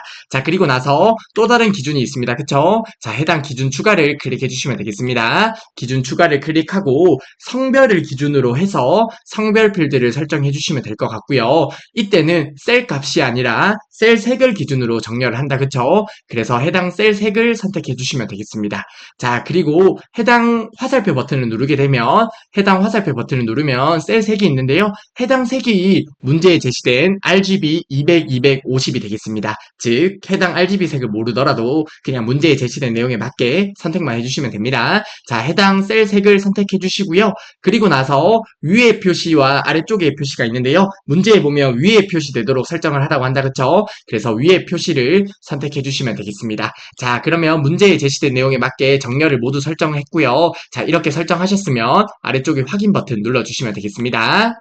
자, 그러면 문제에 제시된 내용대로 정렬을 수행했으므로 다음으로 부분합을 수행하도록 할게요. 자, 리본 메뉴 상단의 개요 그룹의 부분합을 선택해 주시면 되겠습니다. 자, 부분합 선택해 주시고요. 자, 문제에 보게 되면 부서별 급여의 평균을 계산하라고 한다. 그쵸? 그래서 그룹화할 항목에서 부서를 선택해 주시고요. 급여의 평균이기 때문에 사용할 함수는 평균을 선택해 주시면 되겠습니다. 그리고 계산할 필드는 급여 필드가 되겠다. 그쵸? 급여의 평균이기 때문에 이렇게 설정을 해주시면 되고요. 이렇게 설정하셨으면 아래쪽의 확인 버튼 눌러주시면 되겠습니다. 자, 그러면 저희가 부서별 급여의 평균을 계산했고요. 다음으로 근속연수의 최대값을 계산해 볼게요. 자, 다시 한번 리본 메뉴 상단의 개요 그룹에서 부분합을 선택해 주시면 되겠습니다. 자, 이번에는 동일하게 부서에 대해서 근속연수의 최대값을 구할 거예요. 그렇기 때문에 사용할 함수로 최대값을 선택해 주시면 되겠고요. 이번에는 근속연수의 최대값이다. 그쵸? 그래서 근속연수 필드를 체크해 주시면 되겠고요. 급여 필드는 체크 해제해 주시면 되겠습니다. 자, 그러면 문제에 제시된 내용에 맞게 설정했으므로 아래쪽의 확인 버튼을 눌러주시면 안 되겠다. 그쵸? 자, 반드시 부분합을 수행할 때 새로운 값으로 대치를 체크 해제한 이후에 두 번째 부분합을 수행해 주시면 됩니다. 자, 새로운 값으로 대치를 체크 해제해 주시고요. 아래쪽의 확인 버튼 눌러주시면 되겠습니다. 자, 해당 부분 실수하시면 안 돼요. 자, 확인 버튼 눌러줄게요. 자, 그러면 문제에 제시된 내용에 맞게 설정을 했고요. 문제에 제시된 그림과 같이 동일한 부분합의 결과가 나타나는 것을 확인할 수 있습니다. 그쵸? 자, 이렇게 부분합 관련 문제는 문제에 제시된 내용에 맞게만 잘 설정해 주시면 크게 어렵게 느껴지실 거라 생각은 하지 않습니다. 자, 아무튼 부분합 풀이를 여기서 마무리할게요.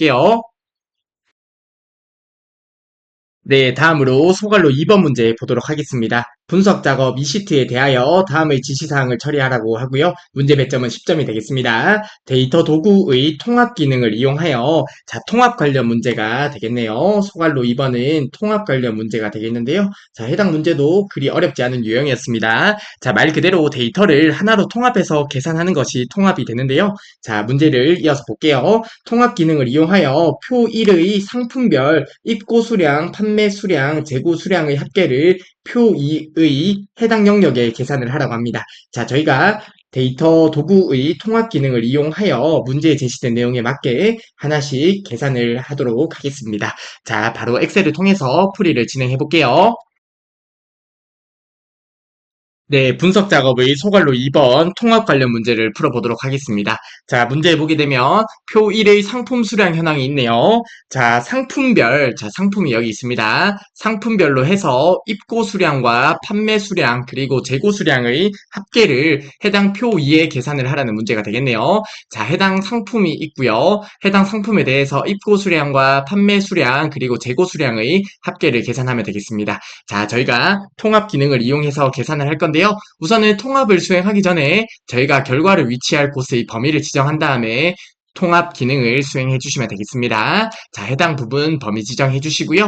그리고 리본 메뉴 상단의 데이터 탭으로 들어가 주시고요. 데이터 도구 그룹에 보면 통합이라고 있습니다. 그쵸? 해당 통합을 클릭해 주시면 되겠습니다.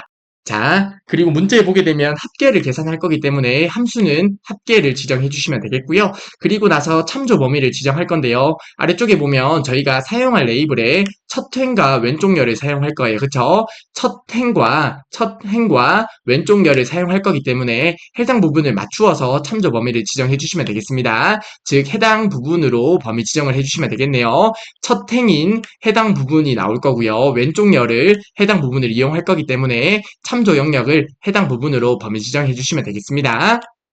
자, 해당 참조 범위에서 해당 부분을 범위 지정해 주시고요. 추가 버튼 눌러주시면 되겠습니다. 그리고 사용할 레이블에 첫 행과 왼쪽 열을 선택해 주시면 되겠습니다. 자, 이렇게 설정하셨으면 아래쪽의 확인 버튼 눌러주시면 되겠습니다.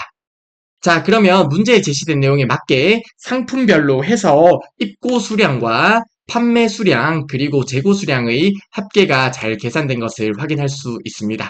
자, 이렇게 데이터 도구의 통합 문제는 문제가 정형화되어 있기 때문에 몇 번만 풀이해 보시면 쉽게 풀이를 하실 수 있을 거라 생각을 합니다. 아무튼 소갈로 2번 풀이는 여기서 마무리하도록 할게요. 네, 다음으로 분석 작업에서 추가 문제 하나만 더 보고 기타 작업으로 넘어가도록 할게요. 분석 작업 이시트에 대하여 다음의 지시사항을 처리하라고 하네요. 자, 동일하게 데이터 도구의 통합 기능을 이용하여 표 1에서 볼로 시작하는 상품, 필로 시작하는 상품의 입고 수량, 판매 수량, 재고 수량의 합계를 표 3의 해당 영역에 계산을 하라고 합니다. 자, 통합 문제가 조금 더 어렵게 나오게 되면 문제에 나온 것처럼 와일드카드, 즉 만능 문자를 이용해서 통합 문제를 풀이하도록 문제의 출제가 될 수 있는데요. 해당 부분은 저희가 파트 1에서 풀어봤던 내용이기 때문에 아마 풀이를 잘 할 수 있을 거라 생각을 합니다. 자, 그래도 해당 부분을 복습한다는 개념으로 해서 한 번만 더 풀어볼게요. 자, 표 1에 대하여 상품명이 볼로 시작하는 이에요. 볼로 시작하는 이에요. 볼로 시작하는 이라는 내용을 와일드카드 문자를 이용해서 표현을 할 수 있다. 그쵸? 자, 볼이라고 적어주시고요. 아스트레카 별표를 적어주시면 되겠습니다. 자, 해당 문자를 아스트레카라고 하기도 하고요. 별표라고 그냥 하기도 합니다. 아무튼 필로 시작하는 상품 같은 경우도 동일하게 작성을 할 수 있겠다. 그쵸? 필이라고 적어주시고요. 아스트레카를 적어주시면 되겠습니다. 자, 저희가 와일드카드 만능 문자에 대해서 학습을 했었는데요. 자, 아스트레카 별표가 있고요. 물음표가 있습니다. 그쵸? 아스트레카 별표는 여러 문자를 의미하게 되고요. 물음표 같은 경우는 하나의 문자를 의미하게 됩니다. 그쵸? 자, 그래서 볼로 시작하는 해당 아스트레카 와일드카드 문자를 이용해서 이렇게 작성을 할 수 있고요. 필로 시작하는 같은 경우에는 와일드카드 문자를 이용해서 이렇게 표현을 할 수 있습니다. 자, 이렇게 작성을 한 다음에 앞서 통합 문제에서 풀었던 것처럼 동일하게 통합을 수행해 주시면 되겠습니다. 자, 파트 1에서 풀었던 내용이기 때문에 충분히 풀이를 하실 수 있을 거라 생각을 하고요. 저희도 바로 엑셀을 통해서 풀이를 진행하도록 하겠습니다. 네, 분석 작업의 추가 문제를 풀어보도록 할게요. 자, 해당 문제에서 앞서 풀었던 문제에서 추가되는 것은 와일드카드 문자를 이용하는 내용이 추가된 거예요. 그쵸? 자, 해당 상품이 있는 곳에서 문제에 제시된 내용에 맞게 작성을 해보도록 하겠습니다. 자, 우선은 문제에 보게 되면 볼로 시작하는이다. 그쵸? 그래서 볼이라고 적어주고요. 와일드카드 문자, 아스트레카 별표를 입력해 주시면 되겠습니다. 그러면 해당 의미가 볼로 시작하는 상품이라는 의미가 됩니다. 자, 그리고 아래쪽에 필로 시작하는 동일하게 필 적어주시고요. 별표까지 적어주시면 되겠습니다. 자, 이렇게 적어주셨으면 앞서 풀이했던 것처럼 데이터 도구의 통합을 수행해 주시면 되겠습니다. 자, 저희가 답을 표시할 해당 부분을 범위 지정하고요. 범위 지정한 다음에 리본 메뉴 상단의 데이터 탭에서 데이터 도구 그룹의 통합을 클릭해 주시면 되겠습니다. 자, 그리고 나머지 부분은 동일하다, 그쵸? 저희가 앞서 통합 문제를 풀었기 때문에 해당 참조 영역이 있는데요. 해당 부분 그대로 사용을 해주시면 되겠습니다. 첫 행 왼쪽 열도 그대로 사용을 해주시면 되겠다, 그쵸? 자, 이렇게 작성을 하셨으면 아래쪽의 확인 버튼 눌러주시면 되겠습니다. 자, 그러면 볼로 시작하는 상품과 필로 시작하는 상품에 대해서 입고 수량과 판매 수량과 재고 수량의 합계가 잘 계산된 것을 확인할 수 있습니다. 자, 실제 시험 문제에서 통합 유형이 조금 까다롭게 해당 문제처럼 출제가 되더라도 충분히 풀이를 하실 수 있다고 생각을 합니다.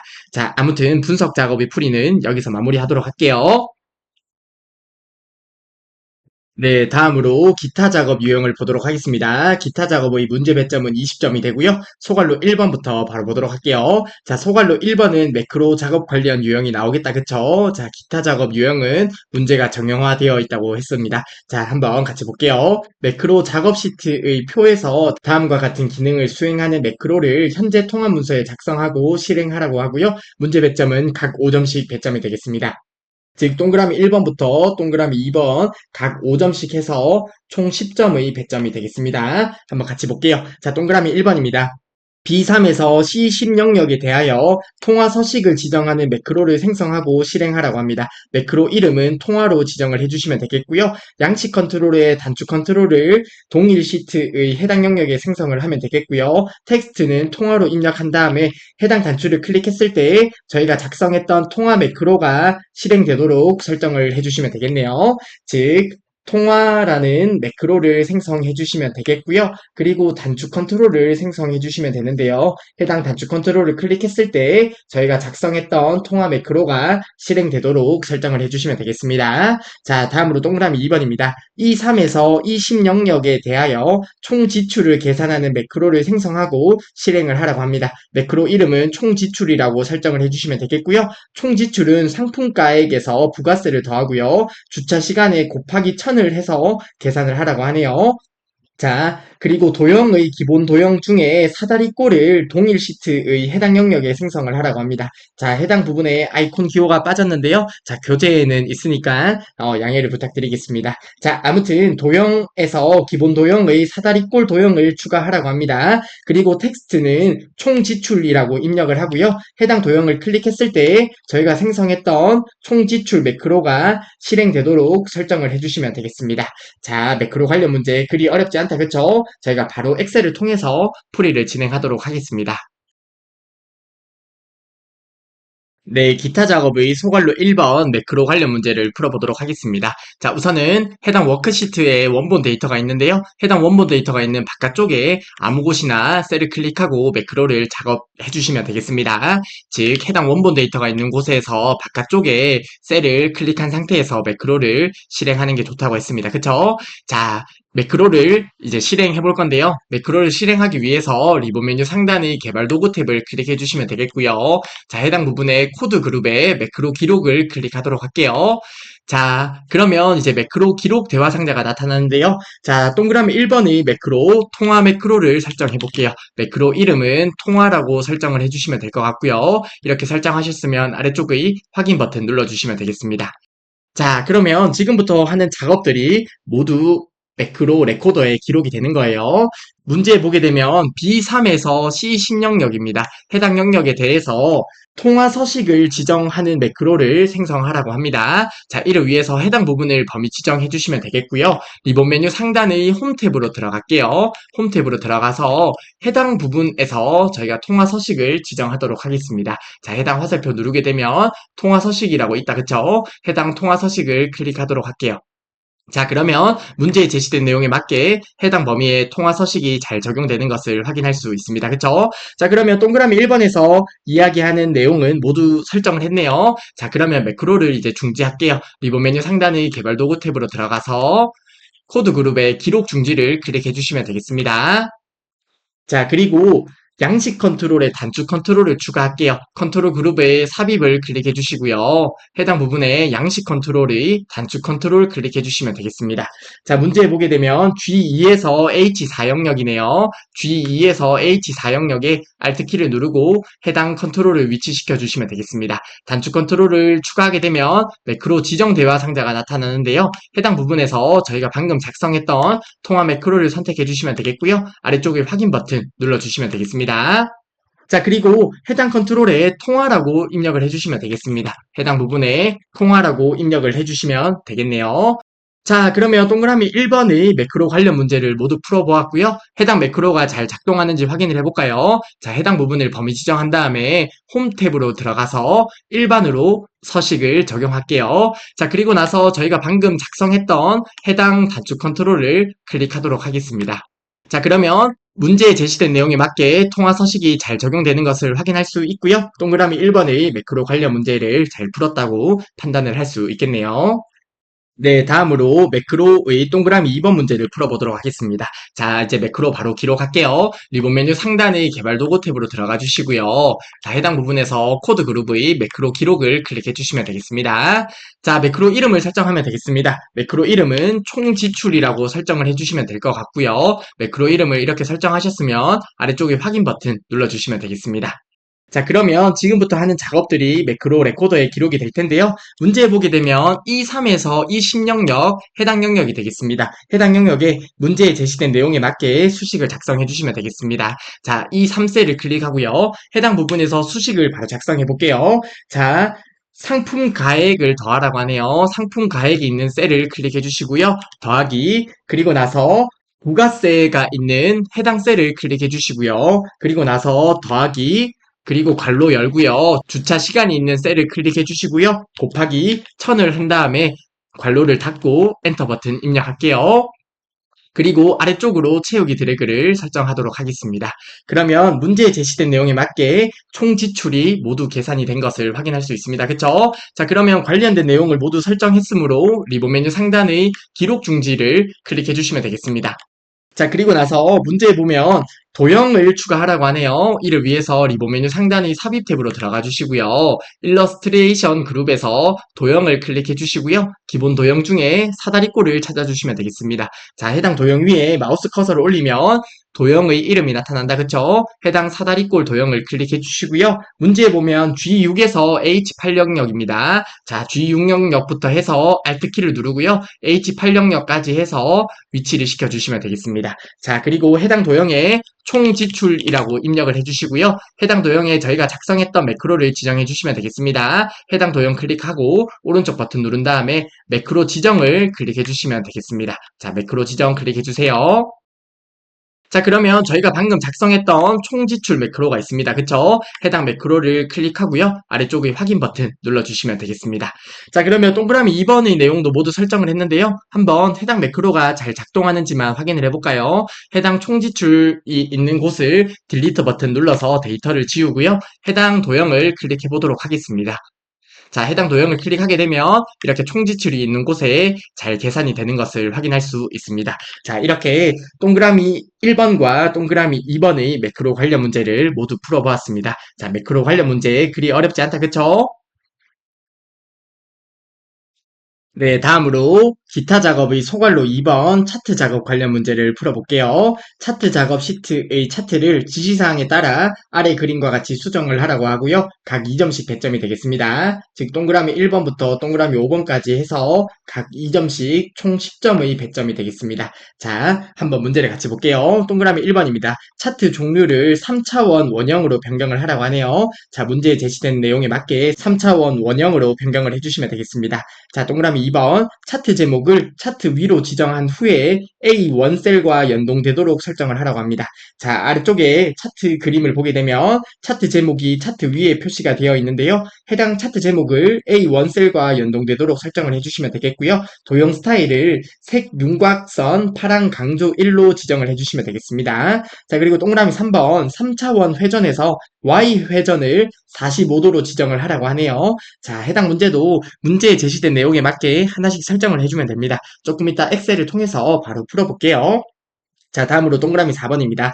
데이터 계열의 항목 이름과 값을 바깥쪽 끝에 표시를 하라고 하는데요. 아래쪽의 그림을 보게 되면 항목 이름과 값이 바깥쪽 끝에 표시가 되어 있는 것을 확인할 수 있습니다. 그쵸? 자, 동그라미 4번도 문제에 제시된 내용에 맞게 설정을 해주시면 되겠고요. 다음으로 동그라미 5번입니다. 차트 영역의 테두리는 이러한 네온 효과를 지정하라고 하는데요. 아래쪽의 그림을 보게 되면 해당 부분이 네온 효과가 되겠네요. 자, 문제에 제시된 내용에 맞게 네온 효과를 설정해 주시면 되겠습니다.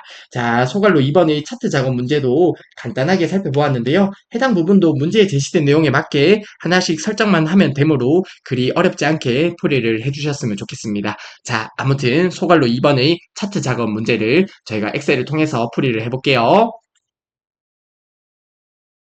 네, 소갈로 2번의 차트 작업 문제를 풀어보도록 할게요. 자, 문제에 보게 되면 해당 부분의 원본 데이터가 있고요. 해당 원본 데이터를 활용한 차트가 아래쪽에 주어져 있습니다. 그쵸? 자, 해당 차트를 3차원 원형으로 변경을 하라고 하네요. 자, 원형 차트는 하나의 데이터 계열만 가질 수 있었습니다. 그쵸? 자, 해당 차트를 클릭해 볼게요. 해당 차트를 클릭하게 되면 KPI 합계를 통해서 해당 차트가 작성된 것을 확인할 수 있습니다. 즉 하나의 데이터 계열만 사용되었으므로 저희가 원형 차트로 바꿔줄 수 있을 것 같은데요. 해당 부분을 설정해 볼게요.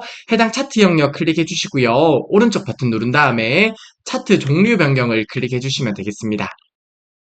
자, 차트 종류 변경을 클릭한 다음에 문제에 제시된 내용대로 원형 차트를 클릭해 주시면 되겠습니다. 원형 차트 중에 3차원 원형을 선택해 주시면 되겠다. 그쵸? 3차원 원형을 체크하셨으면 아래쪽의 확인 버튼 눌러주시면 되겠습니다. 그러면 문제에 제시된 내용에 맞게 3차원 원형 차트가 나타나는 것을 확인할 수 있네요. 자, 그리고 동그라미 2번 차트 제목을 추가해 볼게요. 자, 차트 제목을 추가하기 위해서 해당 차트 영역을 클릭하면 우측 상단에 십자가 모양이 나타납니다. 그쵸? 해당 십자가 모양 클릭해 주시고요. 차트 제목을 클릭해 주시면 되는데 차트 위를 설정해 주시면 되겠습니다. 그리고 해당 차트 제목에서 A1셀과 연동되도록 설정을 하라고 한다. 그쵸? 그래서 해당 차트 영역을 클릭을 하고요. A1셀과 연동을 하도록 할게요. 자, 해당 차트 제목 클릭해 주시고요. 리본 메뉴 상단에서 등호를 입력해 주시고요. A1셀을 지정해 주시면 되겠습니다. 이렇게 지정하고 엔터 버튼 눌러 주시면 됩니다. 자, 그러면 문제에 제시된 내용에 맞게 차트 제목을 A1셀과 연동을 했고요. 다음으로 도형 스타일을 설정하도록 할게요. 해당 차트 제목을 클릭해 주시고요. 그리고 리본 메뉴 상단에 보면 서식 탭이 있다. 그쵸? 해당 서식 탭을 클릭해 주시면 되겠습니다. 그리고 도형 스타일 그룹에서 문제에 제시된 내용에 맞게 색 윤곽선 파랑 강조일을 선택해 주시면 되겠습니다. 자, 아래쪽 화살표 버튼을 눌러서 보게 되면 색 윤곽선 파랑 강조일을 찾아볼게요. 자, 해당 부분이 되겠네요. 자, 해당 색 윤곽선 파란 강조일을 선택해 주시면 되겠습니다. 그러면 문제에 제시된 내용에 맞게 도형 스타일을 적용을 했고요. 다음으로 동그라미 3번 3차원 회전을 설정하도록 할게요. 자, 이를 위해서 해당 차트를 클릭해 주시고요. 오른쪽 버튼 누른 다음에 3차원 회전이라고 있습니다. 그쵸? 해당 3차원 회전을 클릭해 주시면 됩니다. 말 그대로 문제에 제시된 내용에 맞게 3차원 회전을 설정하는 거예요. 오른쪽 버튼 누른 다음에 3차원 회전 클릭해 주시고요. 클릭하게 되면 오른쪽에 차트 영역 서식 창이 나타납니다. 해당 3차원 회전에서 Y 회전을 설정하라고 한다. 그쵸? 해당 부분을 45도로 설정을 해주시면 되겠습니다. 해당 부분에서 45라고 입력을 해주시면 됩니다. 그러면 문제에 제시된 내용에 맞게 Y 회전을 설정을 했습니다. 네, 다음으로 동그라미 4번입니다. 데이터 계열의 항목 이름과 값을 바깥쪽 끝에 표시를 하라고 하네요. 즉, 데이터 레이블을 추가하라는 내용이 되겠는데요. 해당 차트 영역을 클릭을 하고요. 해당 십자가 모양을 클릭하게 되면 데이터 레이블이 나온다. 그쵸? 해당 데이터 레이블을 클릭해 주시면 되는데요. 문제에 보게 되면 바깥쪽 끝에로 설정을 하라고 합니다. 해당 바깥쪽 끝에 클릭해 주시면 되겠습니다. 자, 해당 부분까지 되시겠죠? 자, 그런데 문제에 보면 항목 이름도 같이 추가를 하라고 하네요. 자, 해당 데이터 레이블 클릭해 주시고요. 오른쪽 버튼 누른 다음에 데이터 레이블 서식을 클릭해 주시면 되겠습니다. 데이터 레이블 서식을 클릭하게 되면 오른쪽에 데이터 레이블 서식 관련 창이 나타나는데요. 해당 부분에서 문제에 제시된 내용에 맞게 항목 이름을 체크해 주시면 되겠습니다. 항목 이름을 체크해 주세요. 그러면 문제에 제시된 차트와 같이 항목 이름과 값이 같이 바깥쪽 끝에 표시되는 것을 확인할 수 있습니다. 자, 이제 마지막 동그라미 5번이네요. 차트 영역의 테두리를 설정해 볼게요. 해당 차트 영역을 클릭한 상태에서 오른쪽 버튼 눌러주시면 되겠습니다. 자, 해당 부분에 차트 영역 서식을 클릭해 주시면 되겠습니다. 차트 영역 서식 클릭해 주세요. 자, 그리고 나서 오른쪽의 차트 영역 서식 창에서 해당 효과를 클릭해 주시면 되겠습니다. 효과를 클릭하게 되면 문제에 제시된 내용에 맞게 네온 효과를 지정할 거잖아요. 해당 네온을 클릭해 주시고요. 해당 부분에서 화살표를 클릭해 주세요. 해당 화살표를 클릭하게 되면 저희가 네온을 설정할 수 있는데요. 문제에 보게 되면 네온 5포인트 파란 강조색 1을 설정하라고 하네요. 자, 해당 부분이 되겠습니다. 해당 네온을 클릭해 주시면 되겠습니다. 그러면 문제에 제시된 내용에 맞게 네온 효과가 잘 지정된 것을 확인할 수 있고요. 자, 그러면 문제에 제시된 모든 내용을 설정을 했습니다. 자, 저희가 차트 작업을 하고요. 이렇게 문제에 제시된 그림과 같이 동일한 차트가 나타난다면 풀이를 잘 했구나 생각을 해주시면 되겠습니다. 이렇게 해서 6회의 문제도 모두 풀이를 했습니다. 자, 지금까지 강의를 따라오고 계신 분이 계시다고 하면 충분히 지금까지 내용을 바탕으로 해서 2급 실기시험에 합격을 할 수 있습니다. 자, 저희가 파트 1에서 유형 익히기를 진행했었습니다. 그쵸? 해당 유형 익히기를 통해서 총 4회의 문제를 풀어보았고요. 그리고 파트 1을 바탕으로 해서 파트2에서 예상 문제를 총 6회를 같이 풀어보았습니다. 자, 해당 부분에서 충분히 내 걸로 만들었다고 하면 2급 실기시험은 절대 떨어질 수 없는 시험이라 생각을 해요. 자, 그렇기 때문에 자신감을 가지고 해당 내용을 내 걸로 잘 만든 다음에 꼭 2급 실기시험에 응시하셔서 최종 자격증 획득까지 하셨으면 좋겠습니다. 아무튼 이번 시간까지 강의 따라오느라 고생 많으셨고요. 정말 이번 시간도 수고 많으셨습니다. 꼭 합격하시고 유튜브 댓글에도 합격 후기 남겨주시면 감사하겠습니다. 자, 이번 시간도 정말 수고 많으셨습니다.